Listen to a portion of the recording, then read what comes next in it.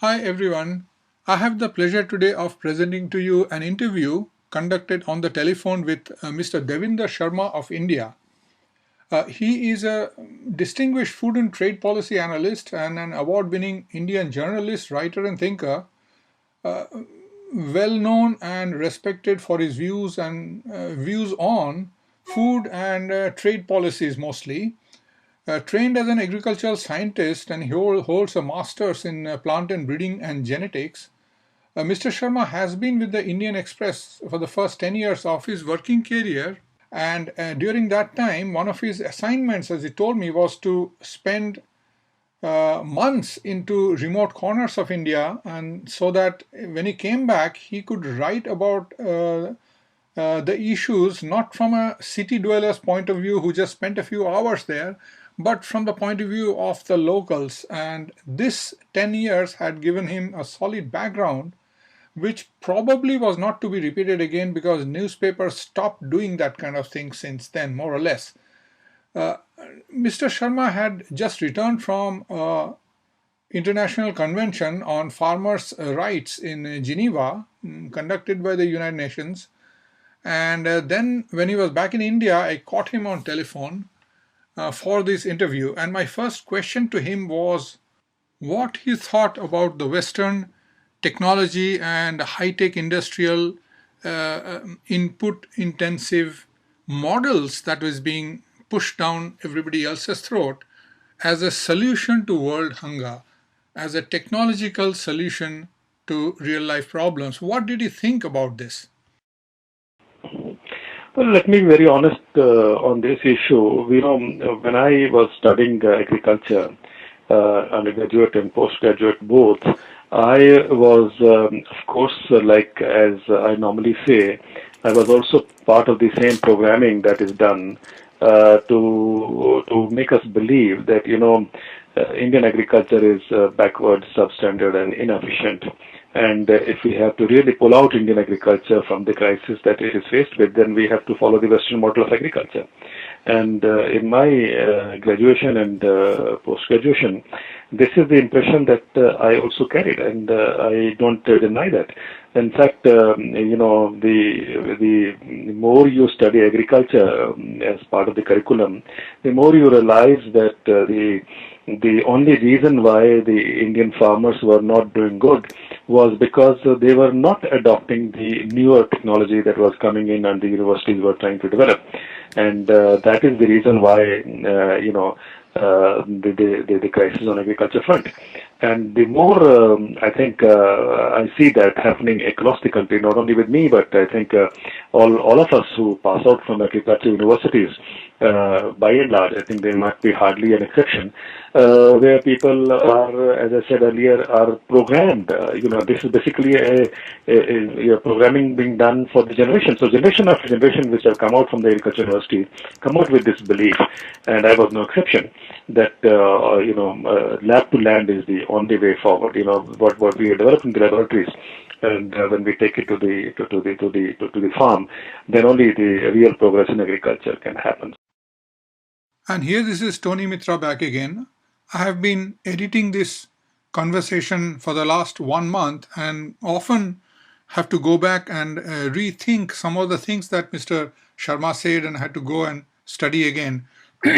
What he just said here, it rings bell in so many different ways.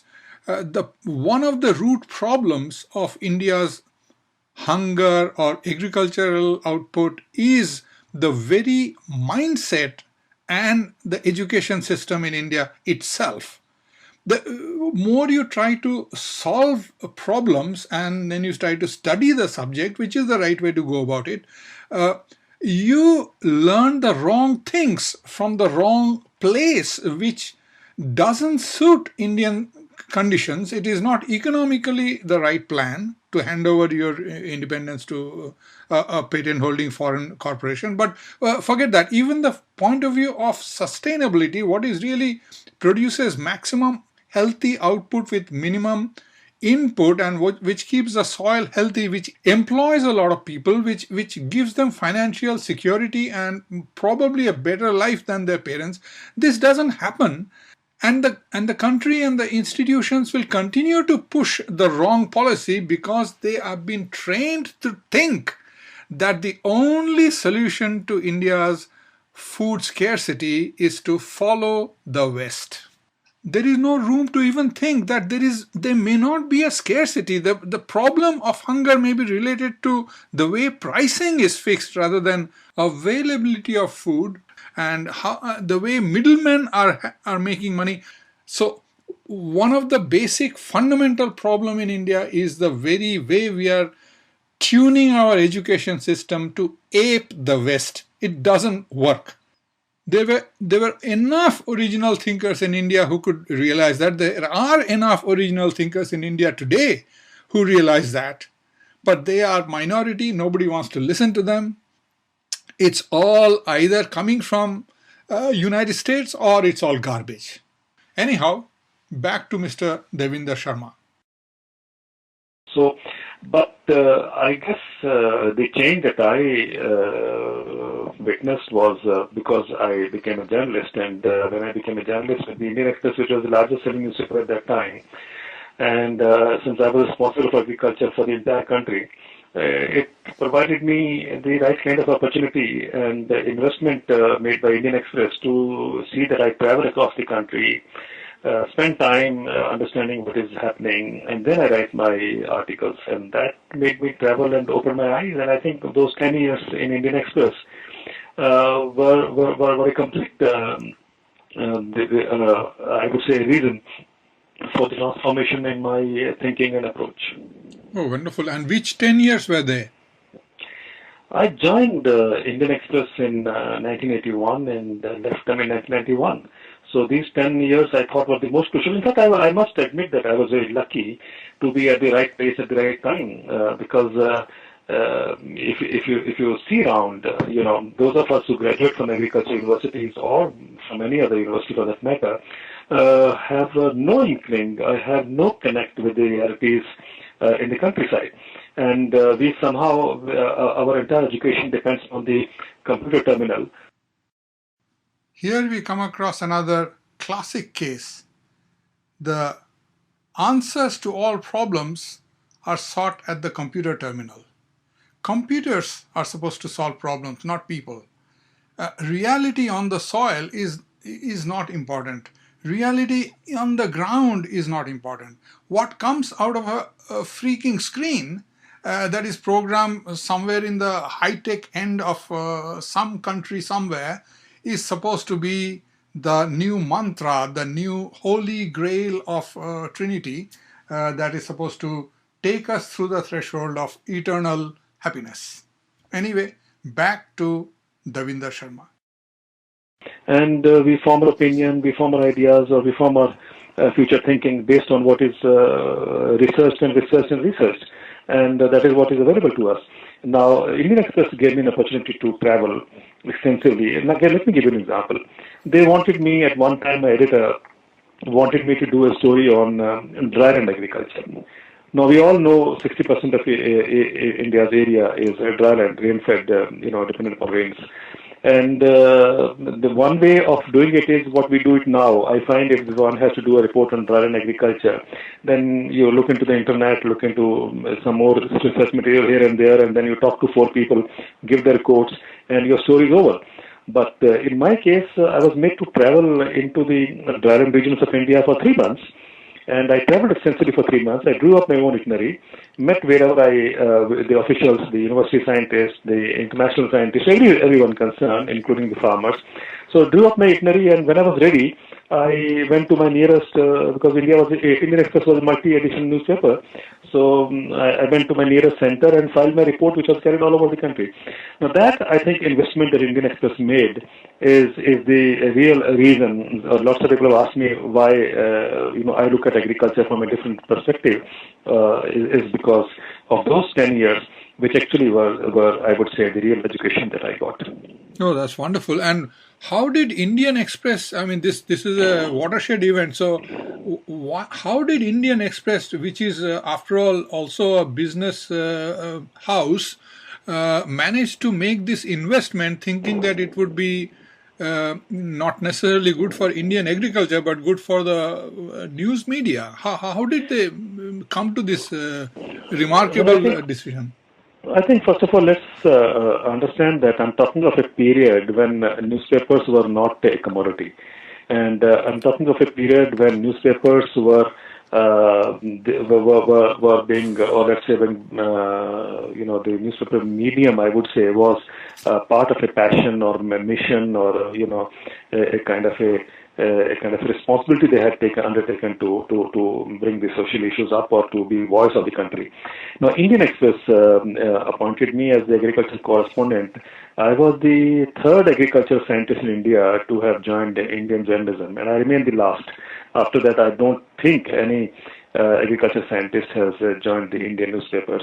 The point I'm trying to make here is that was the idea at that time of Indian Express was that here is a country which is basically agricultural, and we don't have any kind of a connect, or we don't get to know what is happening in agriculture. So they brought me in, and the idea was that I travel across the country and write about the various aspects, various problems, various issues, and so on and so forth. And that, I think, was the right investment, as I said, particularly for personally also for me, because it opened up my eyes, it opened up my thinking, it opened up my vistas and viewpoint about agriculture, because here was the ground reality that I was,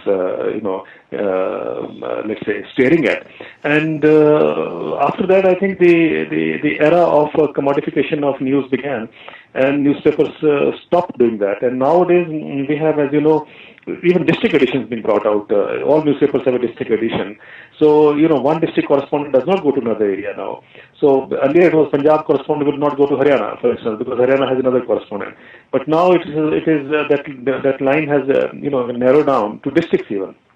So all I'm saying is, I was lucky to be at the right time at the right place, because I had the entire country as my beat, and I think that kind of education should happen anywhere. But even if you look at multinationals, people who work at multinationals, people who work in the media, people who work in the policy making, I think none of them, or no organization which appoints them, actually is investing them to go out and see for themselves.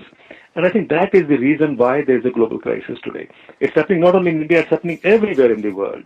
And that is the reason why there is a massive disconnect between the ground realities and the kind of policy planning that is happening. Absolutely.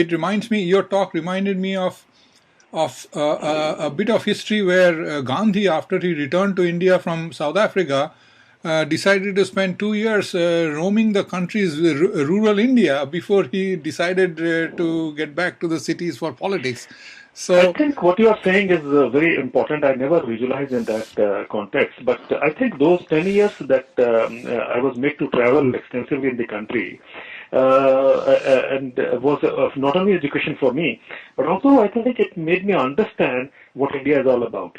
And because I look into the political economy of the entire issue, I think it becomes very handy to then place what is happening today globally, or what was happening a few years earlier or over the years, into the context of whether it is going to be people-centric, whether it's going to be environment-friendly, or whether it's going to be really helping the nation to emerge out of the kind of crisis that it is getting deeper and deeper into. I think that now I realize when you say this, that of course one can't equate with Gandhi, but I think in that 10 years, the kind of travels that I made within the country was really an eye-opener.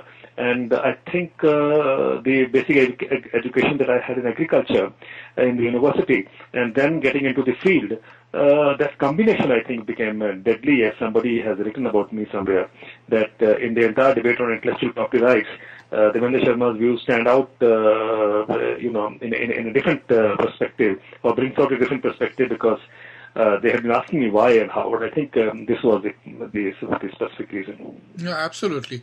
Now, I will jump one of the questions to go to the third one, and that is because of what you just told me, and I go back to some old writings of exchanges and writings between Tagore and Gandhi, and I think you'll find it very relevant, and I'll ask your take on it on today's Yeah. perspective. And that subject of correspondence and writing was Tagore making a statement, an observation that the economic relationship between the urban India, and I'm talking about 100 years ago, not today, economic relation between urban India and rural India has denigrated, gone bad, so bad that today it is a relationship of exploitation and not a harmonious give and take. So today the cities exploit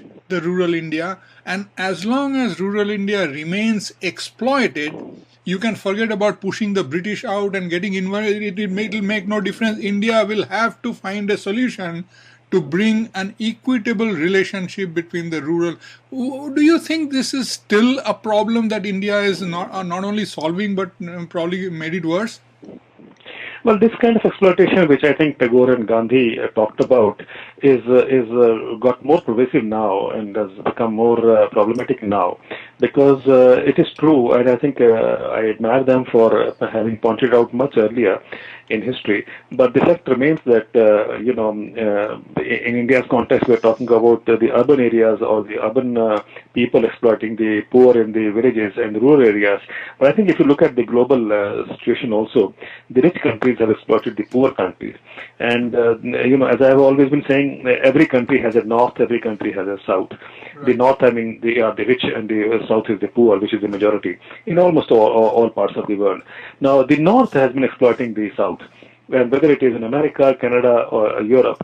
And similarly, in India, the north is basically centered, is a power center in the urban areas, and they have been exploiting. And this exploitation has actually increased over the years. And today, we have an economic structure which actually thrives or lives on exploitation of the poor. Earlier, the exploitation of the poor was in terms of extracting the finances out of the villages. But today the exploitation has gone a step ahead. It is now extracting the natural resources from the villages. So now, and that was the era, I would say, from 1980s to about 2000. When we were exploiting the natural resources of the rural areas or the countryside. Now we have gone a step ahead. We are not only exploiting natural resources, we are not taking control over the natural resources, and we are trying to push the poor people out of these villages. So I think it's if you see the three stages that I talked about, one was what Gandhi and Tagore talked about, and then of course post-independence we had the situation when people were trying to exploit the natural resources base of the countryside, and now we are at a stage when we are grabbing those natural resources, monopolizing those natural resources, and also ensuring that the people who are in control of it, and talking to the communities and so on, or the tribal communities, the rates and whatever, have to be pushed out of those areas. So this is a kind of a change that I see, and I'm sure you'll agree that my thinking is that this is going to be more frightening and more dangerous, a kind of a decline that we are witnessing today. Mm-hmm. It's a very grim situation. So I'll go back to the second question, Mr. Sharma. That is, India's biological diversity and biomass richness. How would you say? I mean, richness both natural as well as those that are induced by farmers over the last 10, 15,000 years. How vast would you say this as a capital compared to many other countries, and how deep is the degradation of it that is happening? Well, I think the best way to understand this would be to compare the two biggest democracies, United States of America and India. When Columbus sailed to discover, by default when he discovered America, there were about hundreds of species there. But subsequently it was found out that America is home to only 5 plant species and 3 animal species, which means the biodiversity that originates from within America, to which America can lay claim on, under the IPR regime today, I think there are only 5 plant species, and the most important plant species is safflower. Among the animal species, they have got only three animal species, of which the most important is swine. Now, you will agree that you cannot build a superpower on five plant species and three animal species. Now, compare this with the situation in India.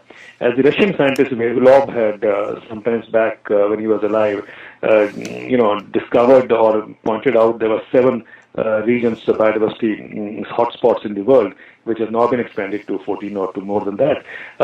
India was one of them, the subcontinent, and just to give you the enormity of the kind of biodiversity wealth that we have, being a tropical and subtropical country. India is having 51,000 plant species. And when I say 51,000 plant species, let's say rice is only one of the species, but it may have hundreds and thousands of variants or accessions or varieties, but it's counted as one. Now, 51,000 plant species, and it has 81,000 animal species. Now, out of the 51,000 plant species that India has, the one that belongs to us or originate from within India, like I said about America, the five plant species that originate from America. India has 7,000 plant species that originate from within the country. So you can see the kind of wealth or the biodiversity, biological wealth that India has. In case of animal species, out of the 81,000 animal species existing in India, which includes lower forms of life also, 5,000 plant species originate from India. I had asked this to the Zoological Survey of India recently, and they gave me the figure: 5,000 animal species originate from within the country. And compare that to America, where only three animal species originate from within America.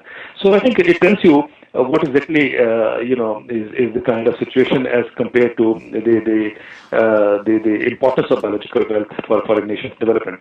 Now, America knew that it doesn't have plant resources or the genetic wealth. So what they did was, and I've written a lot about it, they actually tried to collect, conserve, bring about illegally or illegally from across the world all the plant species. So it is a different matter that today the largest collection of plant biodiversity in the public sector, which is about 700,000 plant species, is actually stocked with the U.S. Department of Agriculture at Fort Knox and Fort Collins. Now, this is the largest collection the world has. Imagine a country which had only five plant species today has control over 700,000 plant species. Now, that's the way the political economy of biological wealth has, shifted the balance to United States of America. Now, people in India, people or globally do not realize that under the Convention on Biological Diversity, which was signed in 1992, plant genetic resources are no longer mankind's heritage. It's a national sovereign resource. Now, what exactly exists in India, which originates from India, is India's resource. India has control over it. But the collections that America has got, 700,000, as I said, are outside the purview of this declaration. So, which means America is de facto or by default controlling the biggest collection, and that is what is driving the entire American industry, growth, because that is where the biotechnology comes in, that's where the patenting regime comes in, that's where the industrial products comes in, and that's the raw material which they've got free of cost. And that has been taken from the developing countries. Now, interestingly, when they got these plant species, they actually didn't know what to do with them. Because, if you start analyzing each plant, doing the characterization, it will take you ages and it will take you a whole lot of money to analyze what is good for. So the best thing is to go to those communities which live with those plant species. And then, and to know from them what they were trying to use these plant species for, which is a term which is for that is called traditional knowledge. So they actually came back to us and told us that traditional knowledge is mankind's heritage, but most of it is verbal, oral, so therefore it must be documented. So we have all been documenting for the benefit of the industry in the West. So now first they got the raw material, now they're also getting the traditional knowledge associated with it. Now they are developing products based on the traditional knowledge, and then they are drawing intellectual property rights on it and selling it back to India or to other developing countries. So I think this is the development model that exists today, and I think we need to understand where we have lost that opportunity and where we have simply got into a trap and followed what exactly the West wanted us to do, and we go about doing what they tell us to do. And with that, we shall come to the end of the first part of the interview. I realize that the interview is so important and it's covered so much of ground that it was hard to keep it all in one episode, and I decided eventually to break it down into a number of them. So this is the first part, and here we cover already a lot of ground. Mr. Sharma starts out by talking about the way he got his education, and there itself lied the one of the fundamental problems of not just Indian agriculture, but essentially the whole world. I mean, sitting here in Canada, I can't say that Canada is doing any better. In fact, probably doing much worse.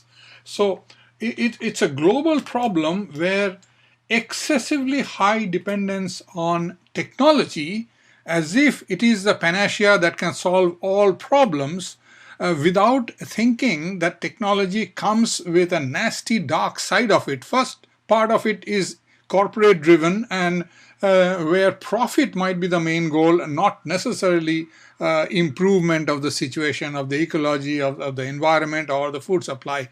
Sometimes it is driven by profit, and people are given the wrong impression, carefully crafted impression, that it is also good for the people otherwise, not just that the corporations make money, but it'll be good for people, good for environment, good for everybody, and so on. That's not always the case. That's rarely the case, in fact. So that was the first lesson, and then we had many other things. For instance, the exploitation of urban cultures, not just in India but everywhere, over the rural, and the denigration of the rural society, especially in the south or in the developing countries. So much so that the villagers and the farmers are so poor, they make so little money that essentially it's like a master and servant relationship. And this was realized by Tagore and highlighted in his writings, which were also subjects of discussion with Gandhi. But as Mr. Sharma said, this exploitation has only gotten worse. It has not become any better, and not just for India. So this was the second point. The third point raised by Mr. Sharma, which was very relevant, and that is a new kind of exploitation. Initially, it was just the labor and the efforts of the rural communities that were being exploited by the urban, and now even the natural resources that lie under their feet, and even the very land that they have been owning or having rights to for generations, for millennia, are being taken away in the name of corporate development. So this is a new kind of exploitation that is sweeping across the world, and India is no exception. The next point covered was the issue of biological diversity, how rich or poor different continents are, where India stands as far as the God-given, nature-given diversity of the place, and how much of it is already stolen or being stolen, and how the Biological Preservation Act, Biodiversity Preservation Act, and so on came to be, but how the data and the samples held in United States is outside of the purview of that, and how nations are stealing other nations' natural biological diversity and claiming a right to put a patent on it, and so on. How all that is being done with the knowledge and even essential help from the people from those countries. They are the ones who are giving the samples away, and they are the ones who are writing what those plants are good for, and they are the ones who are providing the labor so that somebody else can enjoy the rights of ownership of such life forms. And this is happening under the very eyes of upwardly mobile corporate India, which is playing a very important role in ensuring that the property is transferred across to overseas nations. And this was another item that is very well explained by Mr. Devinder Sharma. And of course, this is happening not just to India, this is happening to every country. You have to replace India with Guatemala, with Canada, with just name it, Vietnam, South America, I mean, Argentina, Brazil, Mexico, just name it. It's happening everywhere. Another critical issue we didn't cover, but Mr. Devinder Sharma did, was the changing role of the media. He entered service at a time when media still had some social sense of social responsibility, their duty towards the society to highlight certain things, and so on, and not let the world be defined by people sitting in their air conditioning, tall buildings in cities. And he was one of the last generation to have benefited from that, where media actually helped him go learn the countryside. That's not being done anymore anywhere, and the mainstream media has also abdicated its traditional age-old duty. So a lot of ground was covered in this short talk, and I thought this would be a good time to end it as the first part and pass it on to the public. And I will be continuing to edit the rest of it. There is so much of richness in the discussion when one comes to think of it, that I should be doing it proper justice by breaking it into a couple of parts. So over and out for now from me, and I apologize to the listeners and also to Mr. Devinder Sharma for taking time uh, preparing this first part. I should have done it about a month ago. I had been busy with too many things, but that's no good excuse. So I promise to take up the rest of the parts quickly enough, and I hope you'll like it. You're most welcome to comment on what you thought about this podcast, and you'll find it on my blog site at www.tonu.org, and you'll also find it in iTunes under podcast. If you search by my name, Tony Mitra, you'll come across this particular podcast. You can subscribe to it. It is free of charge. Thank you, and over and out.